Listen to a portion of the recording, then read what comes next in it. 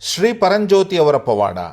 ಇದು ಬೆಂಗಳೂರಿನ ವಿ ಪಾರ್ಥಸಾರಥಿ ಅನ್ನುವವರಿಗೆ ಆದಂತಹ ಅನುಭವ. ಅವರು ಹೀಗೆ ಹೇಳುತ್ತಾರೆ, ನನ್ನ ಮಗ ನಾಗಸುಧಾ ತನ್ನ BEಯನ್ನು ಮುಗಿಸಿದ ನಂತರ ನಮ್ಮ ಇಡೀ ಕುಟುಂಬವು ಶ್ರೀ ಭಗವಾನರ ವೈಯಕ್ತಿಕ ದರ್ಶನವನ್ನು ಹೊಂದಿದೆವು. ನನ್ನ ಮಗ ತಾನು ಒಂದು ವಿದೇಶಿ ವಿಶ್ವವಿದ್ಯಾಲಯದಲ್ಲಿ ತನ್ನ MS ಮಾಡಬೇಕೆಂದು ಪ್ರಾರ್ಥಿಸಿದ. ಶ್ರೀ ಭಗವಾನರು 6 ತಿಂಗಳೊಳಗೆ ಅವನಿಗೆ ಪ್ರವೇಶ ದೊರಕುವುದೆಂದು ಹೇಳಿ ಅವನನ್ನು ಆಶೀರ್ವದಿಸಿದರು. ದರ್ಶನದಿಂದ ಹಿಂತಿರುಗಿದ ನಂತರ ನನ್ನ ಮಗ MS ಕೋರ್ಸ್ಗಾಗಿ ಅರ್ಜಿ ಸಲ್ಲಿಸಲು ಪ್ರಾರಂಭಿಸಿದ.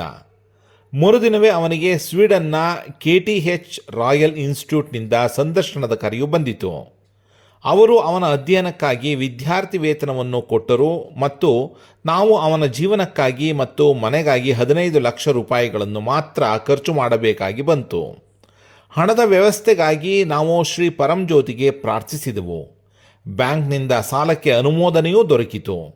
ನನ್ನ ಮಗ MS ಮಾಡಲು ವೈಯಕ್ತಿಕ ದರ್ಶನದ 4 ವಾರಗಳೊಳಗೆ ಭಾರತವನ್ನು ಬಿಟ್ಟು ಸ್ವೀಡನ್ಗೆ ತೆರಳಿದ.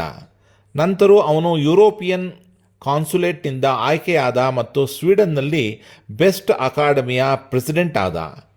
ತಿಂಗಳಿಗೆ 50,000 ಕ್ರೋನಾಗಳ ಮೊತ್ತವು ಅವನಿಗೆ ನೀಡಲಾಯಿತು.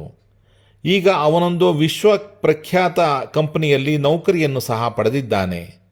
ಈ ರೀತಿ ಶ್ರೀ ಪರಂಜ್ಯೋತಿಯವರು ನಮಗೆ ಆರ್ಥಿಕವಾಗಿ ಸಹಾಯ ಮಾಡಿದರು. ಶ್ರೀ ಪರಂಜ್ಯೋತಿಗೆ ಅಪರಿಮಿತ ಕೃತಜ್ಞತೆಗಳು.